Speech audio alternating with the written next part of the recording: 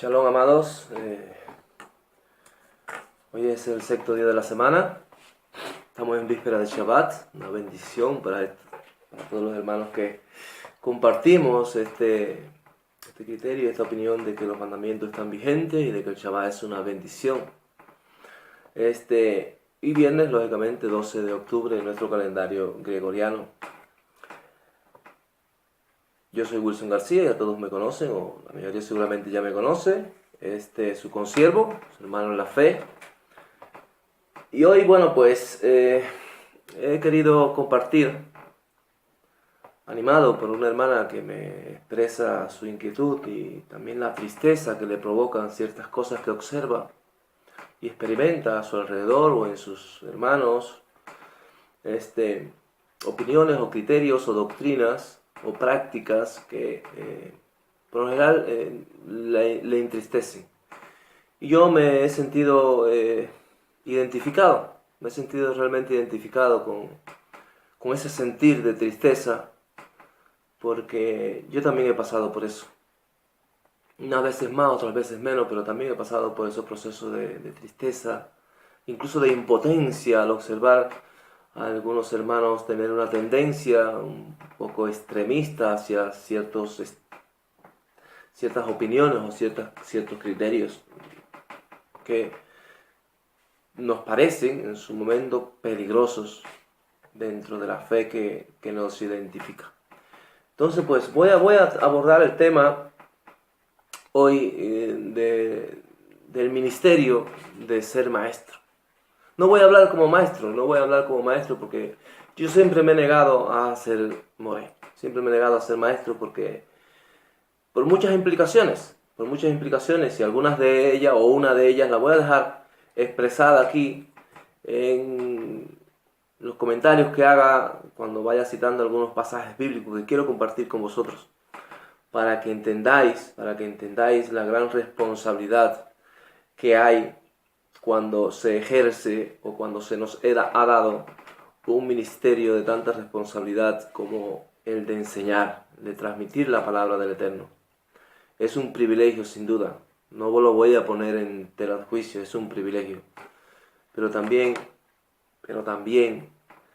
es un privilegio que tiene una alta responsabilidad, una elevada responsabilidad y que debemos de tener en cuenta por sobre todas las cosas. Y donde quiero hacer énfasis en este aspecto, o la razón, mejor dicho, voy a empezar por la razón por la que quiero hacer énfasis, porque yo, por ejemplo, lo que decía al principio de que me entristecía algunas prácticas de algunos hermanos, pues sufrí mucho con el tema del Shabbat lunar. En mi contexto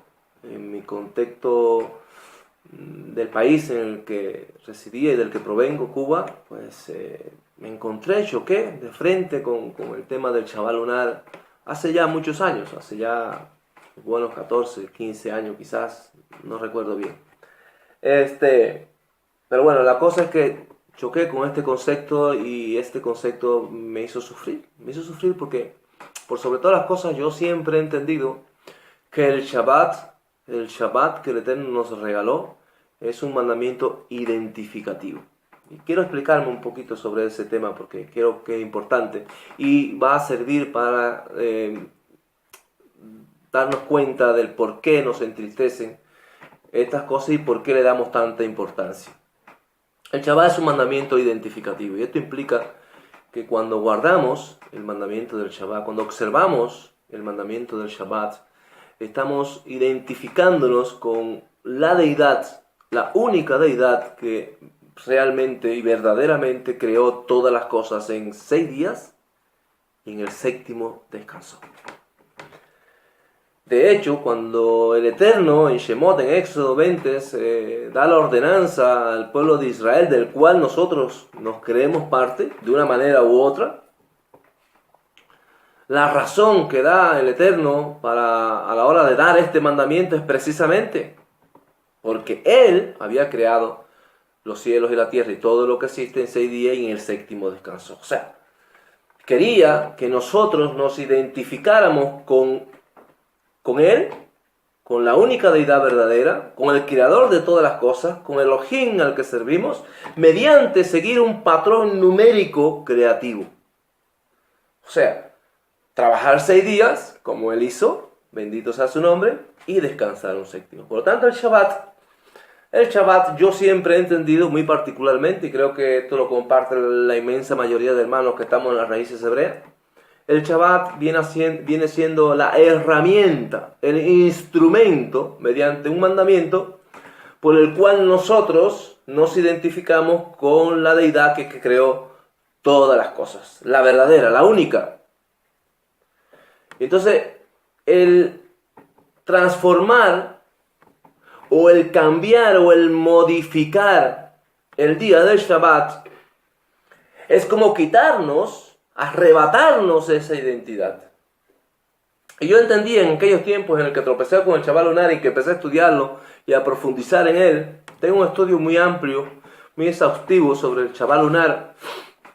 Que bueno, si a alguno le interesa saber por qué nos oponemos al Shabbat lunar, pues ahí le comparto muchas de las razones con base en la Torah, con fundamento en la Torah, con razonamientos en base a la Torah, del por qué, las razones del por qué el Shabbat no es lunar y si es semanal como lo estamos practicando nosotros hoy día, después del viernes, en el calendario gregoriano, al oscurecer, pues damos paso al Shabbat, al descanso hebreo que nos fue ordenado.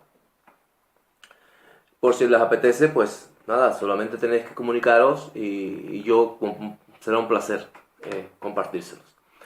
Entonces, en aquel entonces, entendí que el Shabbat lunar, o era el Shabbat lunar verdadero, o era el Shabbat semanal verdadero. Y al darme cuenta de que el Shabbat lunar era falso, y que el Shabbat que estábamos observando era el verdadero, y yo investigué de manera sincera y honesta. Yo no quise, en aquel momento de investigación, de dudas y de inquietudes, no quise,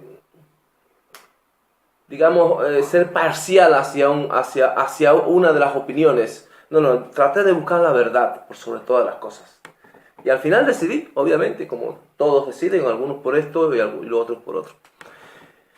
Y en aquella ocasión de tanta incertidumbre de eso, en el que ya me dispuse a creer en lo que ahora creo, en el Shabbat semanal, en la observancia de ese día como modo de identidad, me di cuenta que al observar otro tipo de Shabbat, un Shabbat que no coincidiera con el Shabbat ordenado en la Torah, pues era eso, arrebatarnos la identidad y obviamente con todos los peligros que eso implica, porque todo creyente, en cualquier deidad, con cualquier filosofía religiosa, tiene modos de identificación con su deidad.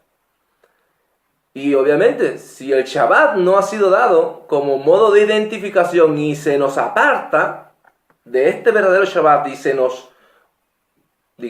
arrastra de alguna manera a observar otro tipo de Shabbat, esa identificación que creemos seguir teniendo, la perdemos. Ya el Elohim al que adoramos, creador de los cielos y la tierra, que en 6 días creó y en el séptimo, ya aquí eso no se cumple. Ya este Shabbat lunar no llena el requisito que este Shabbat semanal sí tiene. Entonces eso entristece. Tantos hermanos amados, queridos, que han compartido contigo ministerio, que han llorado contigo, que se han esforzado contigo, arrastrados a un Shabbat de este tipo, falso, pues entristece a la persona que se da cuenta de los peligros y los riesgos que esta teoría o este criterio o esta doctrina trae consigo. Y entonces yo puedo ponerme en el lugar de estos hermanos que ahora sufren y se entristecen porque ven algo similar a su alrededor.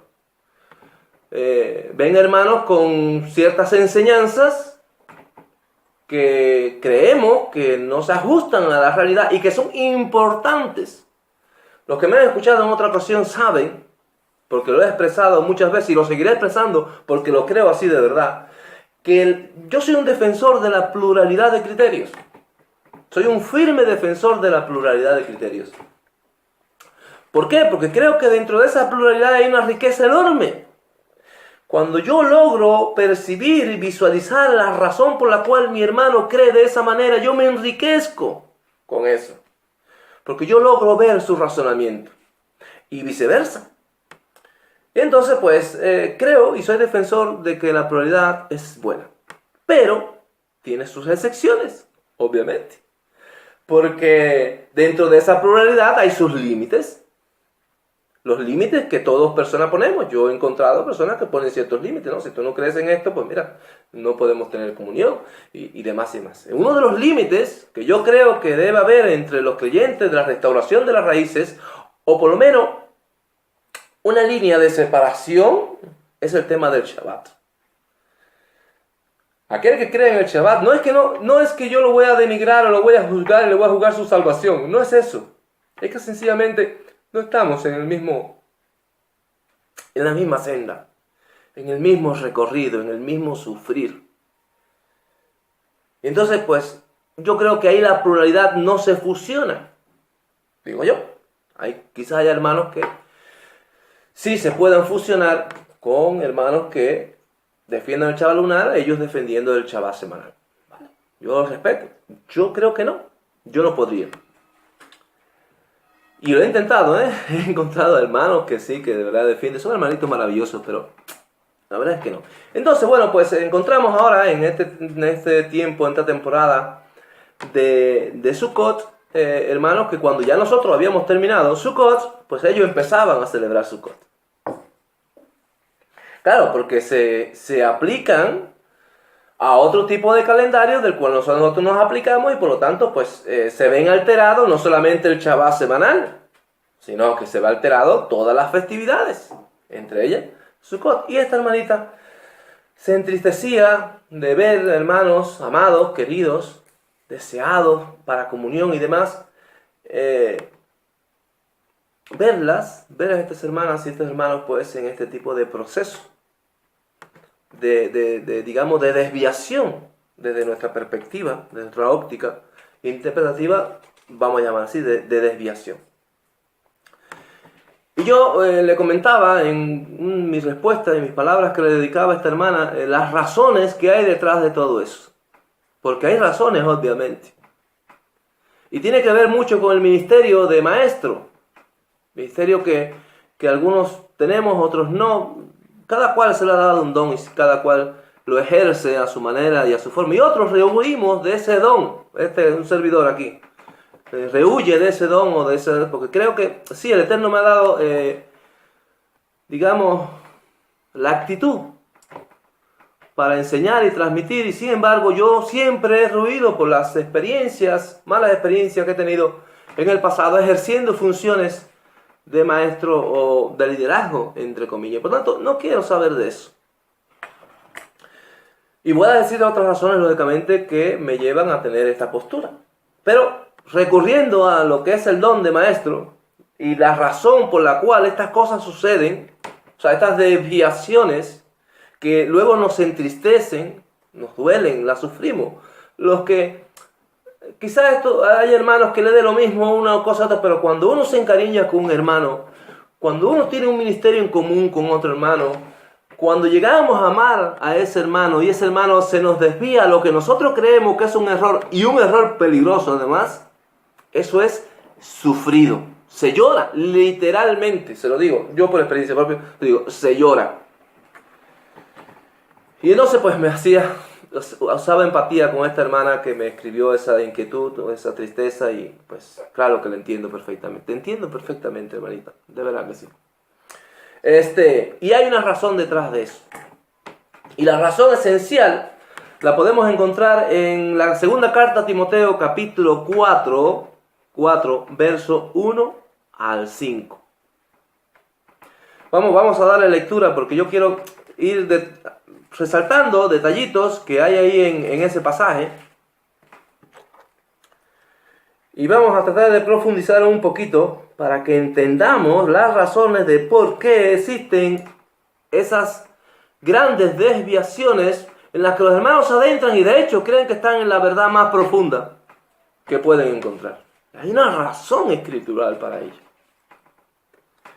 Decía 2 Timoteo capítulo 4, verso 1 al 5. No todo tiene que ver con el tema, pero vamos a leerlo así para que sepamos el contexto. Dice Raj Saúl, el Shaliat, Raj Saúl: te suplico encarecidamente que delante de Elohim y de nuestro Adón Yeshua HaMashiach, que juzgará a los vivos y a los muertos en su manifestación y en su reino, que prediques la palabra, que inste a tiempo y fuera de tiempo, redarguye, reprende, exhorta con toda paciencia y doctrina. Esto es lo que le aplica a todo moreno. Toda persona que desee el don, quiera solicitar al Eterno que le revista de ese don, debe tener en cuenta que cuando ese don crea que se ha manifestado en su persona, tiene que llenar estos requisitos que vemos aquí, que son exhortados en la persona de Timoteo. Pues vendrá el tiempo cuando no soportarán la sana doctrina. Pablo estaba ya advirtiendo lo que se lleva más de 19 siglos advirtiéndose. Personas que tienen comezón de oír. Y sigue: se amontonarán maestros conforme a sus propias pasiones. Esto no necesariamente tiene que ser pasiones morales ni nada de eso. No, pues no, sino sus propios deseos. Hay personas que quieren enseñar. Quieren, sí, dicen, pues yo quiero enseñar. Qué bonito, qué rico es enseñar. Y van. Y se tiran, digamos, al agua. Se tiran al agua a nadar. Vamos a enseñar. Así que yo creo que eso es a lo que se está refiriendo Raj Saúl en este caso. Y apartarán de la verdad del oído y se volverán a los mitos, a las fábulas. Pero tú, esta es la exhortación a un verdadero maestro, pero tú, dice Raj Saúl, sé sobrio en todo. Cuidado, siempre ten las pilas puestas. Anda clarito. Te vayas a embriagar con vino, que se te pone la mente nublosa. ¿Verdad? Vale. Tú sé sobre en todo en cuanto, lógicamente, a la enseñanza. Soporta las aflicciones, este sufrimiento, estas tristezas que dan este tipo de cosas. Cuando tú eres maestro, las sientes, las sufres, las lloras. Soporta las aflicciones, haz obra de evangelista, cumple tu ministerio. Esta es la exhortación que todos, absolutamente todos, deberíamos de tener en cuenta a la hora de querer ser maestros. O a la hora de definir si mi ministerio proviene de lo alto. O sea, ¿estoy cumpliendo con todos estos requisitos que Raj Saúl exhorta a Timoteo? Es la primera pregunta que debemos hacer. Ahora, la razón la vamos a encontrar en la primera carta a los Corintios. La primera carta a los Corintios, capítulo 11, verso 12 al 14. Dice el capítulo 11 de la segunda carta a los Corintios, verso 12 al 14. Dice Raj Saúl: pero lo que hago lo seguiré haciendo con el fin de quitar la ocasión de los que desean ser hallados semejantes a nosotros en aquello en que se glorían. Porque estos son falsos emisarios. Aquí la palabra es apóstolos. Tengamos en cuenta que el término apóstol no solamente aplica a los 12 y a Raj Saúl, sino que la palabra apóstol implica ser un emisario, tener una misión que conlleve llevar una noticia, ser un emisario. Entonces, pues aquí no necesariamente está hablando de personas que se habían levantado con el título de apóstol, sino con personas que tenían cierta jerarquía y las cuales eran, por ejemplo, como Bernabé, al que se dice, o Junia, o otros más que se dice que eran apóstoles también, y sabemos que no formaban parte de los 12 y así sucesivamente, para que se entienda. Porque estos son falsos, shaliat, obreros fraudulentos que se disfrazan de emisarios de Mashiach. Fíjense, se disfrazan de emisarios de Mashiach. Y esto no es sorprendente. O sea, Pablo te va a decir ahora la razón por la cual esto no tiene por qué sorprendernos que suceda.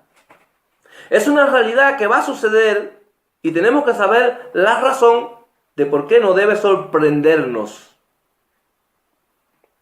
Y esto no es sorprendente porque el mismo Hasatán, y esto es lo importante de este pasaje, porque el mismo Hasatán se disfraza de ángel de luz. ¿Qué implica que Hasatán se disfrace de ángel de luz? Pues significa que va a dar la apariencia de que proviene realmente del cielo, que proviene de lo alto, que es un emisario del Elohim Todopoderoso. En semejanza, te puedes confundir. Este es un ángel de luz, proviene de lo alto. Pero es que Hasatán se convierte en ángel de luz. Como viniendo cada día de manera física o material o eso, a representarse a sí mismo. No, para nada. Veamos qué dice, y aquí vamos a entender, aquí es donde vamos a entender el por qué tantos hermanos se han dejado arrastrar por enseñanzas tan peligrosas como la que antes mencionamos y la que vamos a mencionar un poquito más adelante. Dice el verso 15, así que no es extraño, o sea, si Hasatán se viste de ángel de luz, no es extraño que también sus ministros se disfracen de ministro de justicia, cuyo fin será conforme a sus obras. O sea, que Hasatán se sirve de sus ministros, tiene ministros que darán apariencia de ángeles de luz, ministros del Eterno, enseñando cosas torcidas, desviándonos hacia caminos peligrosos en la senda de la fe. Eso es lo que está diciendo Pablo con este pasaje. Pablo es bastante específico. Pablo es una persona que a mí me gusta. Me deleito en la escritura de Pablo porque Pablo no se anda con rodeo. Pablo no es hipócrita. Pablo va a saco. Y denuncia, advierte y exhorta. Es un mecanismo que nunca falla.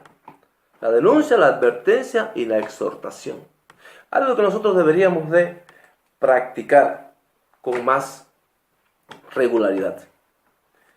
Bien, ya sabemos por qué entonces existen enseñanzas tan torcidas. Hasatán está interesado en torcer la realidad, la verdad de la palabra y introduce en las enseñanzas, mediante sus propios ministros, que parecen ser ministros del cielo, introduce enseñanzas como es precisamente esta que nos debía de la identidad del verdadero Shabbat. Nos desvían, nos arrancan, nos apartan de la identidad del verdadero Shabbat. Entonces entendemos también por qué algunos hermanos, algunos hermanitos, guardan las festividades en otros tiempos a la que la guardamos nosotros. Entendemos por qué algunos hermanitos, estos que guardan el Shabbat lunar, se pasan a veces no 6 días entre Shabbat y Shabbat, sino que se pasan 7 y hasta 8 días, en algunos meses. Hay semanas de 8 días en que se pasan 8 días y luego viene el Shabbat. Tremendo, ¿eh? Y claro, fíjese si los ministros de Hasatán se visten de ángel de luz, que todo esto, toda esa enseñanza de un nuevo calendario, del calendario verdadero y demás, se presenta con una envoltura de Torah. La apariencia, el razonamiento, las argumentaciones, tal parece que dice, espérate, que aquí hay algo extraño. Claro, si es lo que dice la palabra, es lo que Pablo está advirtiendo, hermanos. Hasatán se viste de ángel de luz y envía a sus ministros con apariencia de ministros de justicia. Aleluya, esto no es mío, De verdad, esto no es mío. Yo no creo que esto sea mío. Bendito sea el Eterno de Dios, gloria, honra y alabanza a su nombre, aleluya. Bien, eso implica que todos aquellos que queramos tener la bendición, porque es una bendición y la vamos a ver ahora, la bendición de que el Eterno nos otorgue el don de ser Moré, pues debemos tener muchito cuidado, porque va y el que nos está entregando las enseñanzas no es papá, sino el archienemigo, Hasatán, mediante sus ministros. Por ahí hay una no es la primera vez que lo veo, la verdad es que yo llevo muchos años escuchando esa teoría de que en Shabbat se puede cocinar, en Shabbat se puede encender fuego. Y esas enseñanzas, lógicamente, cuando las escuchamos de las personas que las defienden, pues vienen también muy adornadas, idiomáticamente, gramaticalmente. Se usa toda una serie de herramientas, concordancias bíblicas, idiomáticas y demás. Y luego en mente te quedas un poco enceguecido cuando se te presentan esos argumentos.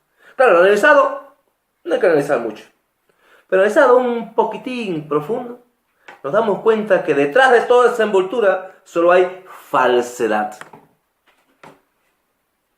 No viole el Shabbat, mi hermano y mi hermana, encendiendo fuego en Shabbat y cocinando en Shabbat, porque a usted no le hace falta. Si usted va a guardar Shabbat, y necesita violar el Shabbat por alguna razón, que sea una razón justificada. No porque venga un maestrillo, y vamos a llamarlo así, yo que me perdone el Eterno, y los hermanos que puedan sentirse heridos. Con esto mi intención no es herir a nadie, ni ofender a nadie, ni descalificar a nadie. Pero estos, que venga un maestrillo diciendo, no, ya, cocina y enciende fuego en Shabbat, no pasa nada, si eso sí se permite. Mira, este término así lo encontramos aquí, allá, pum, y mira qué es lo que significa. Cuidado. No es así, tal y como se presenta, aunque tenga una envoltura muy bonita. No es así. Entonces, lógicamente, eso también te aparta de la identidad que el Eterno te entregó, porque ya estás violando el Shabbat. Sí, encender fuego y cocinar es violación del Shabbat. ¿Y se puede violar el Shabbat? Sí, claro que sí. Por una razón justificada. No te la inventes, Que perfectamente se puede cocinar el viernes en la tarde y pasarte todo el Shabbat descansando en tu casa y alimentándote de la comidita que cocinaste el viernes. No necesitas encender fuego. De hecho, si te pusieras a reflexionar en eso, hermanito y hermanita, que enciende fuego en Shabbat y que cocina en Shabbat, te darías cuenta la falsedad que hay detrás de todo eso. Y lamentablemente la mayoría de las personas que caen en este engaño fueron anteriormente personas celosas con el Shabbat. O sea que Hasatán ha hecho la obra para arrebatarte tu identidad del Shabbat. No le haga caso a los maestrillos, hermanita y hermanito. No le haga caso. Investigue, profundice, y si no estás segura, no te arriesgues. Si tú no estás seguro, no te vayas a arriesgar. Sigue cocinando el viernes. No enciendas fuego en Shabbat. No cocines en Shabbat. Así, sencillo. Bien, ¿hay bendición en ser maestro? Sí hay. Aleluya. Vamos al libro de Daniel, porque yo quiero estimular. Yo he dado, digamos, muchos sustos, ¿no? He advertido mucho. Cuidado, que mira, es peligroso. No. no todo eso. Eso sí, hay que entender que Jacot, Santiago, capítulo 3, verso 1, advirtió diciendo, no todos o no muchos deberíamos ser maestros, porque el juicio será más severo. ¿Sabe lo que eso significa? Pues significa cuando a usted se le da el don para ejercer la enseñanza, la instrucción, cuando usted enseñe una mínima cosa incorrecta, usted tendrá que responder por eso, ¿verdad? Y si usted tiene que responder por aquella mínima cosa que enseñó de manera incorrecta a sus consiervos, a sus hermanitos y hermanitas, imagínese lo que le pueda esperar si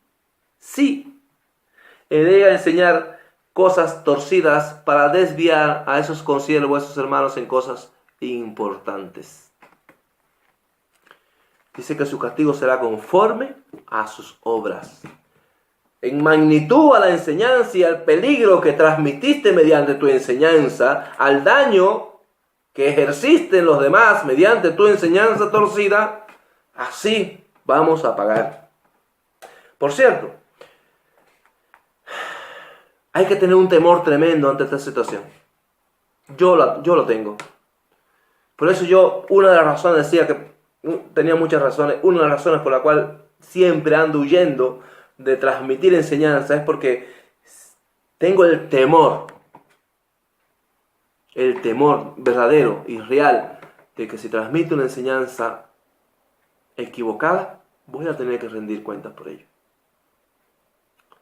Entonces, pues, esa responsabilidad, por lo menos de manera comunitaria, trato de rehuirle. Siempre lo he hecho y creo que lo seguiré haciendo, porque yo tengo mi manera de transmitir y mis medios para transmitir y enseñar, que no tener una responsabilidad comunitaria con algunos hermanos. ¿Sí? En esos medios soy un poco, digamos, más flexible y cada cual pues va a lo suyo. Es un poquito, digamos, menos responsable la manera en que ejerzo mi ministerio actualmente. Decía que en el libro de Daniel, para ver entonces las bendiciones que el Eterno confiere a aquel que ejerce el ministerio de Moré. Daniel capítulo 12, verso 3. Capítulo 12, verso 3. Dice, los entendidos, los sebilín, los prosperados, literalmente en hebreo, los prosperados, aquellos que el Eterno le ha prosperado, otorgándole sabiduría y conocimiento que proviene de Él. Ahí sí, que proviene de Él. Los entendidos o los prosperados, los sebilín, resplandecerán como el zoar del firmamento, como el resplandor del firmamento. ¿Sabe lo que eso quiere decir? Quiere decir que usted será marcado por el Eterno. A usted se le señalará, si usted es un verdadero maestro, se señalará por las personas que tienen un corazón de verdad dispuestos a aprender la verdad del Eterno. Se le señalará a aquel del cual usted debe de alimentarse y aprender. Digamos que lo marcará de alguna manera para llamar la atención de aquellos que desean de verdad edificarse en la verdad del Eterno. No de cualquiera. Dice, sigue el escrito, y los que enseñan la justicia a la multitud como las estrellas a perpetua eternidad. Los que transmitan la justicia, que es la Torá, es la enseñanza justa del Eterno, reflejada y expuesta en la Torá, resplandecerán como las estrellas en el firmamento. Esa es la bendición de aquellos que ejercen su ministerio de manera apropiada, genuina. Es una bendición que proviene de lo alto, que quizás aquí lo veamos pasando trabajo y necesidad, vicisitudes, tropezando con obstáculos que Satán pone en su vida cada día. Aleluya por eso. También doy un aleluya por eso. Pero el Eterno recompensará grandemente a esas personas. Yo estoy consciente de eso. Es una promesa hecha mediante uno de sus Nabín más fieles y más prominentes, como Daniel. Esa promesa es firme y segura. Mi hermano, tú que quieres ejercer el ministerio de Moré, adelante, sin miedo, solo ser responsable, solo eso. Es una bendición ponerse a los pies del Eterno para enseñar e instruir a su pueblo. Otra de los pasajes que nos transmiten o nos dan a entender o nos enseñan cuánta bendición el Eterno da a aquellos que enseñan su palabra, enseñan su Torá. Está en Matillajo, sí, ese pasaje que tanto citamos de que no viene a abrogar la Torá, ¿verdad? Mateo capítulo 5, verso 19. Nosotros citamos mucho el 17 y el 18. A veces el 19 se nos olvida un poco, no hacemos mucho énfasis, pero el 19 tiene tanta importancia como el 17 y el 18. Tiene una implicación mucho más profunda, porque nos da la seguridad de que ahí Mashiach está exhortando a que obedezcamos y enseñemos a obedecer. Dice el verso 19, de manera que cualquiera que quebrante uno de los mandamientos más pequeños de aquella Torá que no vino a abolir, y así enseña a los hombres, pues muy pequeño, seré llamado en el reino de los cielos. Fíjense ahí el tema. Si pequeños seremos llamados en el reino de los cielos por desobedecer o enseñar a obedecer mandamientos pequeños, podemos tener una idea de lo que nos espera si desobedecemos o enseñamos a desobedecer mandamientos grandes. ¿Se ha hecho usted esa pregunta? Es como para caer aterrorizados esos hermanos antinomianos, antitorá, que dicen que no hay que obedecer ningún mandamiento. Que dicen que el Shabbat está abolido, y que las festividades están abolidas, y que la dieta kosher está abolida. Que se pregunten si estos mandamientos son llamados pequeños o grandes en la Torá, y que de ahí saquen conclusión de lo que les espera y cómo serán definidos en el reino por venir. Bendito sea, que sea pronto en nuestros días y que nos encuentre preparados, que es lo más importante. Sigue el verso 19, porque ahora, lógicamente, va a hablar de aquellos que hacen lo contrario. Y ahí está la bendición que usted, hermano, como Moré, tiene, si ya lo es, o tendrá, si desea pedir al Eterno que le conceda ese ministerio. Dice la parte final del verso 19, pero cualquiera que los cumpla y los enseñe, este será llamado grande en el reino de los cielos. Y aquí vamos a hacer una reflexión similar, pero diferente, en concordancia al cambio que ahora hizo, ¿no? Antes, a los que desobedecen y enseñan a obedecer. Ahora vamos a hacerla con la obediencia y enseñando a obedecer. Sí, obedeciendo. Fíjese, hermano, esto. Mira el detalle, qué hermoso. Sí, obedeciendo y enseñando a obedecer los mandamientos más pequeños de la Torá, los más insignificantes, ¿seremos llamados grandes en el reino de los cielos? ¿Cómo seremos llamados si obedecemos y enseñamos a obedecer los mandamientos más grandes? Tremendo. Y eso es promesa. Eso que usted lee aquí en Matillajo, promesa de nuestro Mashiach, al cual le fueron entregados poder y dominio y majestad de todo lo existente. ¿Sí? Eso es promesa de Mashiach. Entonces, no es que cojamos miedo a ser Moré, es que seamos responsables con el ministerio de ser Moré. es que tengamos presente que Hasatán quiere arrastrarnos al lado oscuro para que le sirvamos como ministros de justicia. O sea, para que tengamos apariencia de ministros de justicia, pero realmente seamos marionetas de él. Enseñando ¿qué cosa? A observar un Shabbat diferente, a violar Shabbat, a comer cualquier cosa, y etcétera, etcétera, etcétera, y etcétera. Así que ya sabemos la razón de por qué existen tantas torceduras. Hasatán está interesado en desviarnos de las verdades de los mandamientos. Interesado en utilizarnos como maestros de él. Que el Eterno no lo permita nunca.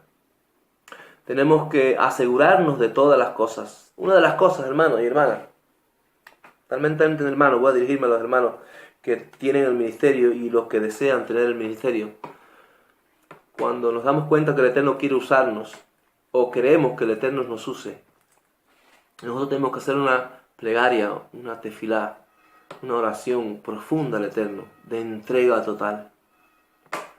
Y pedirle que no permita jamás que Hasatán nos utilice para sus tergiversaciones y torceduras, para desviar a su pueblo. Que nos cuide, que nos proteja, porque todos podemos ser propensos o víctimas de Hasatán en un momento determinado.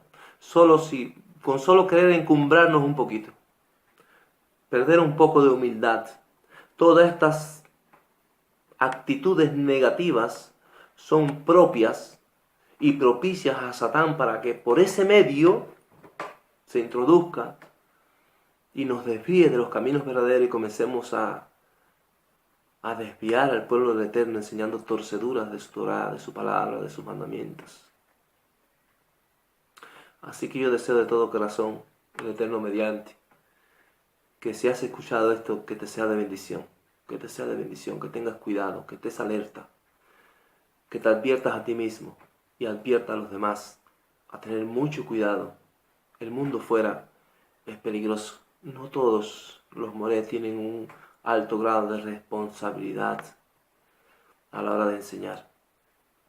No se dan cuenta quizás de los peligros o riesgos a los que arrastran a los demás. No reflexionan en las cosas que pueden suceder a raíz de lo que enseñan. Y puede ser muy, muy, muy peligroso. Así que mi oración, mi tefilá, es que el Eterno nos permita a todos mantenernos en la línea correcta de enseñanza y que si tenemos diferencias, no sean diferencias importantes, que no sean diferencias de esas de las que nos apartan o nos pueden apartar de la salvación a la que fuimos llamados. Que el Eterno nos bendiga mucho en este Shabbat que vamos a comenzar dentro de 4 horas aproximadamente. Que tengamos un bendecido Shabbat, que la dulzura del Shabbat habite en cada una de nuestras casas, de nuestras familias, que siempre estamos rogando por ella para que el Eterno las mantenga en la verdad que han conocido, o si no están todavía, que las introduzca en esta verdad que es gloriosa, que es maravillosa. El Eterno las bendiga mucho. Shabbat Shalom.